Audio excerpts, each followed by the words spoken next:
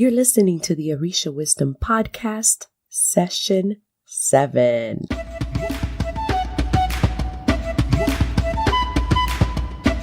Welcome to the Orisha Wisdom Podcast, where positivity and spirituality create an enhanced life's journey with the wisdom of Ifa and Orisha.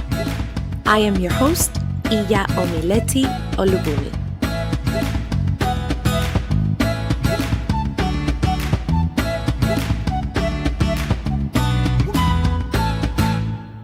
Welcome to another episode of the Orisha Wisdom Podcast.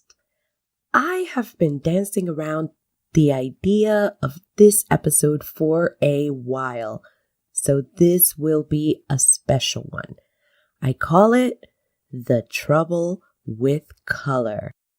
This episode is all about Ifa, Orisha, or ATR, African traditional religions that are only for you place the name of your race here.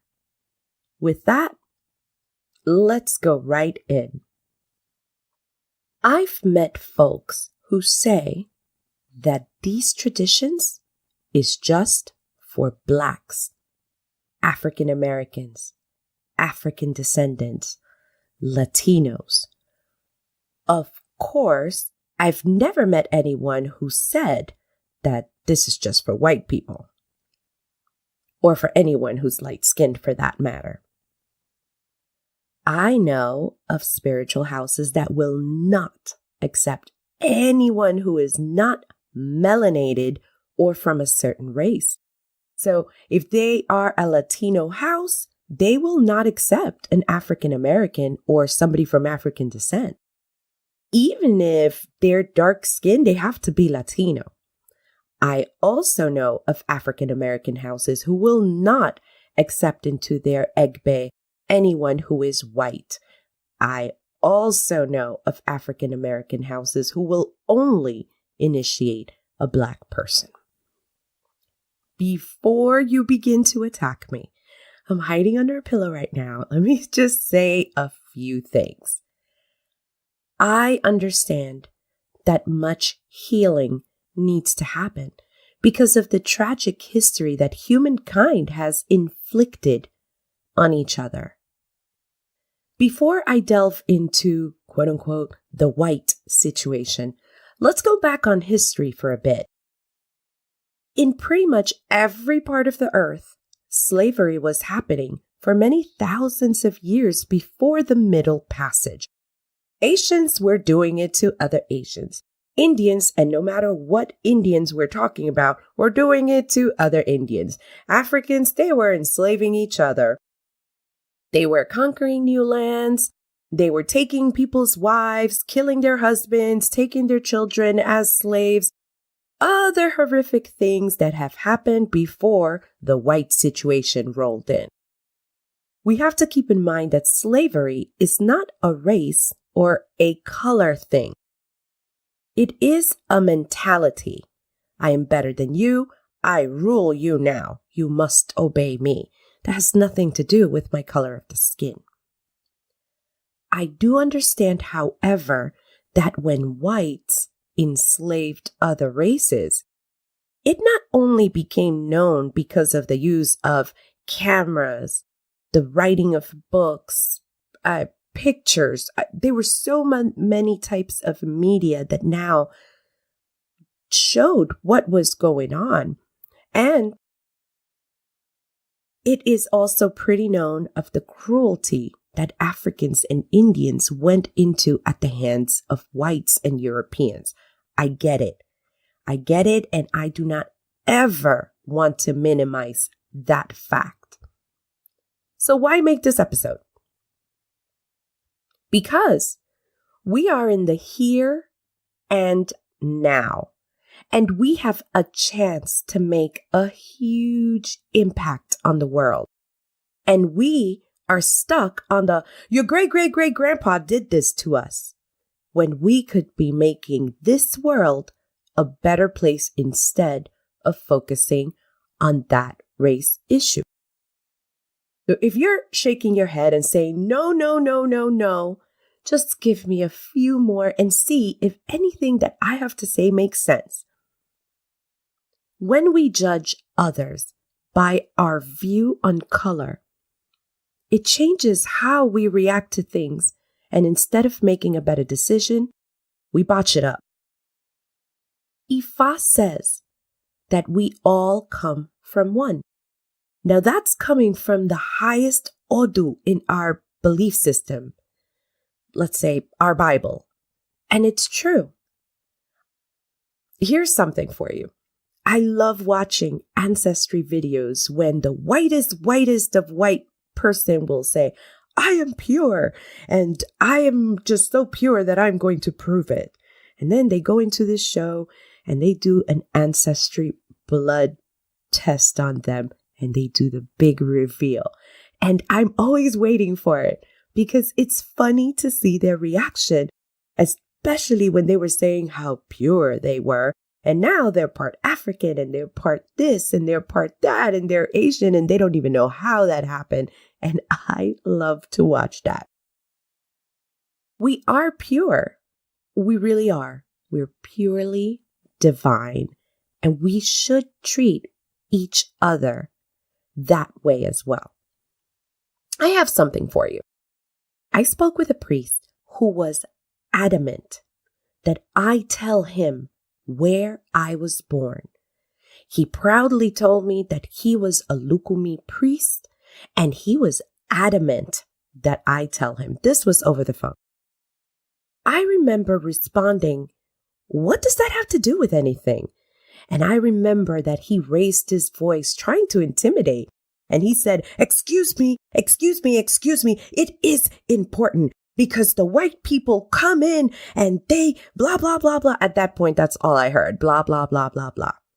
I remember thinking to myself, this person is spreading poison and doesn't even know it. Story time. You know, I love stories. Here you go. When I was in my early 20s, I really started to dig deep to find out about these traditions. I was told what most people are told. You have to get a bóveda, you have to work with your eguns, you have to strengthen your cuadro espiritual, your spiritual guides. Well, what did I do? I went to the best source that I could find and began to ask questions. My mother and my aunt. And I asked, can you tell me about my ancestors? So my mother, bless her heart, said, well, you have Spanish blood from Spain. She said this with pride, and I cringed. And I said, I'm sure that it came from a rape somewhere. And she looked at me like, you know, the look that moms give you when they're about to slap you because you said something wrong. Well, I got that look. So I kept really quiet. And she continued to speak on how true Venezuelans we are and the Spanish. And that's why, you know, we have such beautiful skin color. And my grandmother, she had these emerald green eyes, which is true. They were very pretty. And my grandfather had blue eyes and blah, blah, blah, blah, blah. And then she continued to talk about the Spanish roots and how proud we are, blah, blah, blah. So I left it alone. Months later, I tried. And this time I struck gold. I was so thrilled because I think the stars and the planets and everybody was aligned. And I asked my mom again, Mom, can you tell me about my great or some other great grandparents? I just want to know who they are. And really, I think the stars were truly aligned because she began. She told me about great-grandmother and everybody on her side. And then I asked, what about Dad? My father's much darker than me, but his hair is fine. He's very Latino looking. Wanted to mention that. It will be important. Okay, let's move on. So she told me about my great-grandmother on his side, and she started to whisper. She was a very dark lady. She was as dark as night. And she went on in that whisper. You know, the kind of whisper when somebody's talking about someone? Well, that one. Let's keep going. So she told me that she was a known woman to work with the spirits. I was like, in my head, I was like, score! I didn't even breathe. I wanted her to continue. She said that folks would come to see her for consultations on all kinds of things, from simple health issues to bigger issues. And she told me that she was known to communicate with the spirits. She says a particular story that stuck out, that she would tell people, do not go into this river. There was a river that she could walk to, but there was a certain area that she told people, do not come here at night. The spirits like to bathe here and they like to be here at night. So whatever you do, don't come. People knew not to come to that little area. Well, she told me the story that there was this drunk and, drinking people and those lovely lushes who just don't listen. And he decided that he was going to go to the river and see the spirits take a bath because, he thought that they were going to be pretty naked women. Who knows? So he goes to the river and he's drunk. And all of a sudden he peeks out from wherever he was hiding and a rock just went dunk, dunked him on his head. He's like, what is going on? And another one, dunk, dunk, dunk. But there was nobody there. So when you looked up, there was no human being there. And the story goes that there were so many rocks that were flying out from the riverbank. It was just dunk, dunk, dunk. It was just, let me tell you, I think that he became sober in like 30 seconds because he was able to run back and scream and say, somebody was throwing rocks. They were throwing rocks at me. They were throwing rocks at me. And it was the spirits. And people thought, well, he's drunk. He's crazy. But they were the marks all over his head, his back, because as he was running, the rocks were still coming. And it was known. She does communicate with the spirits. You better not go to that side of the river. So she told me the story, and I can imagine my face because I can be very expressive. I was at awe. And then she continued, and she said that her parents came on boats as slaves from Africa, but that's all she knows. I was like, oh my God, score, score, score. The slaves, she told me, were not allowed to talk in their own tongue. They had to learn Spanish. And they were not allowed to tell anyone from what part of Africa they were coming from.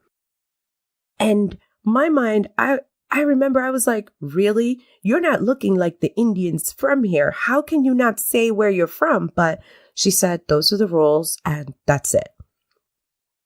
Honestly, I didn't want to interrupt her because this was really good. She told me that it was taboo to say that you were from Africa. You could be darker than black paper, but you couldn't say that you were from there. So you had to say that you were from, whatever town you were from, and that's it. And she told me because you basically wanted your children to have a chance, just to have a chance to have a more merciful master or life, you would teach your children to speak Spanish and you would never tell them. So I think that things slipped by and things were mentioned, and I'm kind of glad that they were. She also told me that you could say that you have Spanish blood because that was okay, but never African. So African equals bad, European equals good. And that is how the world was there. My mom told me, you know that is why your dad found someone like me. Because my mom, although she is a Latina, she looks white. She looks like those Italian ladies. She really does. And she told me because we had to acomodar la raza. That means to fix the race, to make sure that the children are not too dark. That's what that means. You know, my heart broke with that, but I got excited at the same time.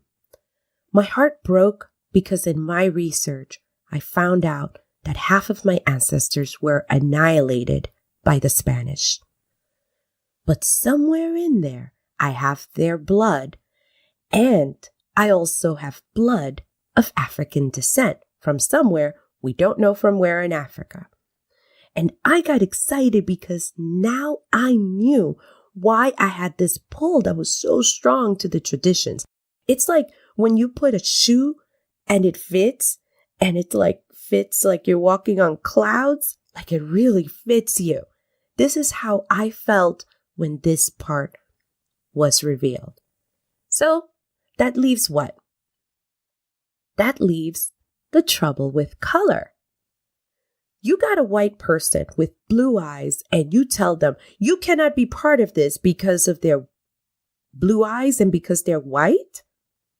So one, you do not know what is in their hearts, and we can't deny them based on what is there on their skin. You cannot, well, you can, but you really should not blame them for what their crazy ancestors did. I mean, look at me. Should I be punished for slaving my own people? I mean, I am part Spanish, part Venezuelan, native Indian, and African. So which part should I be punished for? So what of the argument? Well, this is not for whites. I got something for you that I found out. When I found this out, my jaw hit the floor. Well, here it goes. We all know that these traditions come from Nigeria, right? You're nodding, yes. Now, what if I told you that many sacred groves in Nigeria exist, which are important to our faith? They exist right now because of one white woman. What if I told you that? Let me tell you a story about a woman. She was an artist who fell in love with all things Yoruba. An artist, a woman who fell in love with the culture, the people, and the traditions. A woman from Austria. Whiter than white there cannot be. She created artwork, murals, and other arts. She wrote books in English and in Yoruba for children, and she raised so much awareness that she brought to life the Oshun Festival. This, we know, you probably have heard of it by now. It is ginormous. I know it's not a word, but it is really a big deal.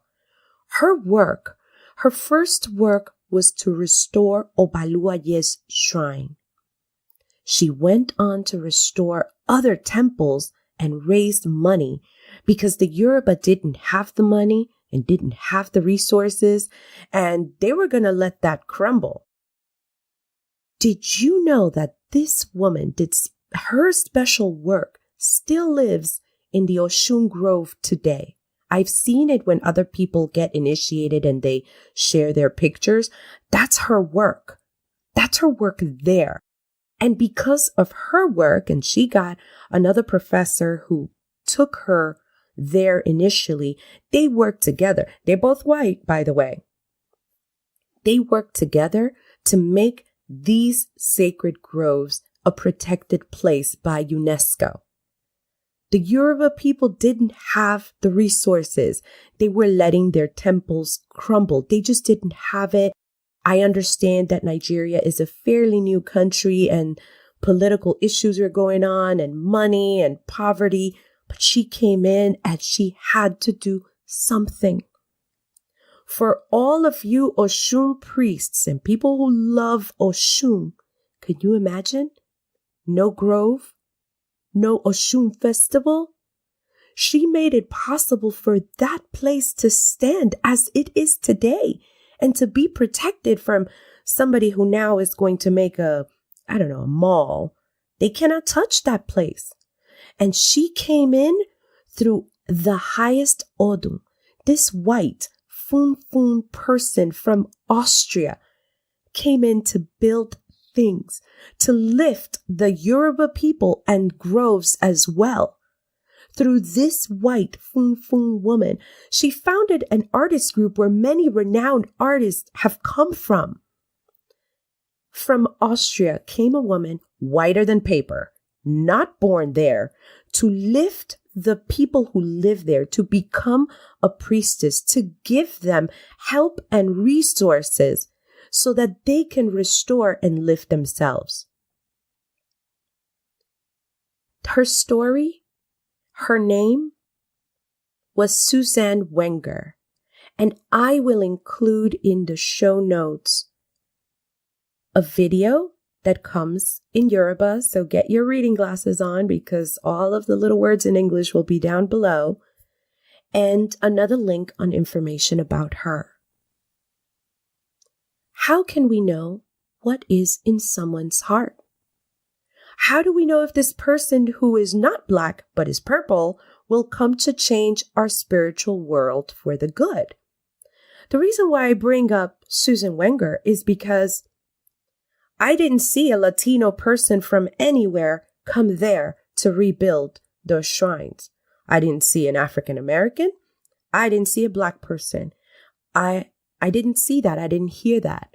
It was a white woman who came to rebuild so that now we still have that strong connection to the ancient groves. So I thought long and hard on what to name this episode, and I couldn't shake the title, The Trouble with Color, because the trouble is that it is easy to see just the color in front of us. It is. It is easy, but not what is underneath.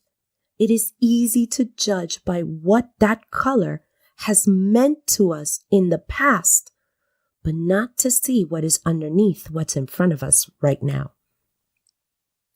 It is easy to see a color in front of us and remember how angry we are and place your anger right there on that color and that race and not see underneath that skin color that is right in front of us right now. It is easy to say, this is for me and not for you when you see a different color in front of you. But still, you cannot see what is underneath.